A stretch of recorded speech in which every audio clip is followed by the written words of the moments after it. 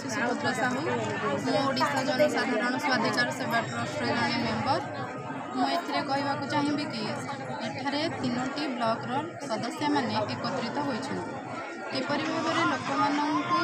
समस्त प्रकार सुविधा सुजोग जोगाई दिज्व शिक्षा स्वास्थ्य कृषि उपर किपर उन्नत कर एक सम्मिलन आयोजन होठारे आठमल्लिक छेंडीपदा एवं किशोरनगर महिला माने योगदान किभली भाव में आम महिला घर बाहर कर मुख्य स्रोत सामिल करवा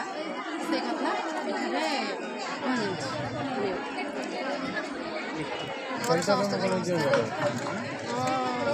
डिस्ट्रिक्ट चेयरमैन